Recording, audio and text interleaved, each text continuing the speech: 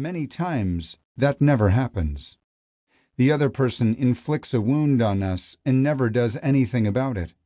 Second, we may hurt someone else and never deal with it ourselves. Maintaining a clear conscience demands that we give attention to each of these situations. This is the other side of the coin of bitterness and unforgiveness, discussed in the previous chapter. Yes, though the offense is against us, and the offender does not confess the wrong or ask forgiveness, we may forgive the person, and perhaps ask the person for forgiveness as well if we have created hurt in our response. In forgiving my dad and asking him to forgive me, even though Dad had not asked me to forgive him, I received a clear conscience, as did he, calling our subsequent time together the best week of my life. Setting others free. That is the other wonderful thing that happens when we clear our conscience. When we seek forgiveness for the hurt we have caused others, we free them up from the bitterness they are holding toward us. By allowing others the opportunity to release their bitterness, we may even be helping to remove an excuse from their lives for the enemy to torment them. That's why I ask my counselees to make a list of the people who have something against them. Until they have done this, they don't really have a clear conscience.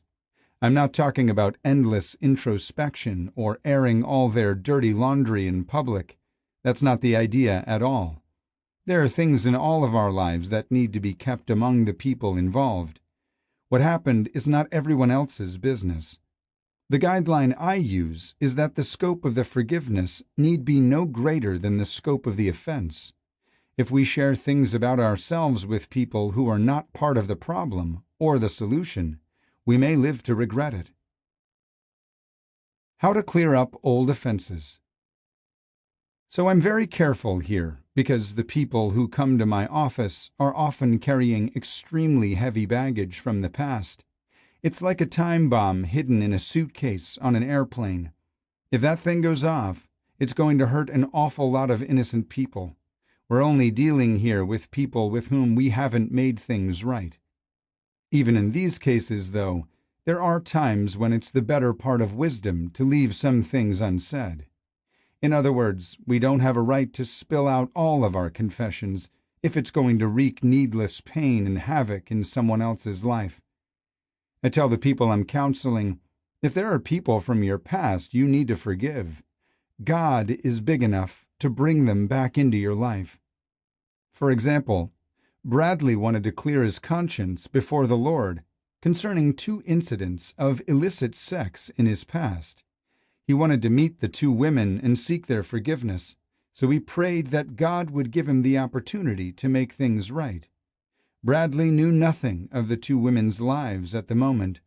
Bradley himself was now married and had gotten his life straight with the Lord. His wife knew he had an immoral past, but she didn't know the details. The past really bothered him, though, and he was earnestly trying to do the right thing. Not long after his prayer, Bradley and his wife were sitting in a restaurant when one of these women from his past walked in with her partner. They sat in the booth next to him and his wife. Bradley's wife decided to go to the salad bar, got up, and walked off. Surely enough, the woman's partner did the exact same thing, leaving her and Bradley facing each other across the booths. She got up, walked over to his table, and said to him, "My friend doesn't know about us. Please don't say anything or recognize me." Then she went back and sat down. Bradley realized that this was how God had let forgiveness take place. He was willing to confess his wrongful past if necessary, but in that instance, it would not have been appropriate. He accepted God's provision, becoming free of the responsibility to share their past with anyone else. To go on from there and insist on confessing this sin, regardless of what the friend or his wife thought, would have been very damaging. God knew he was willing to make it right, and he was able to clear his conscience. When I was a pastor, I got into an argument with a fellow pastor about a certain issue. He made me mad, and I said some pretty mean things to him. I was clearly in the wrong. Much later, as I was dealing with my bitterness and clearing my conscience, The Holy Spirit brought this incident to mind.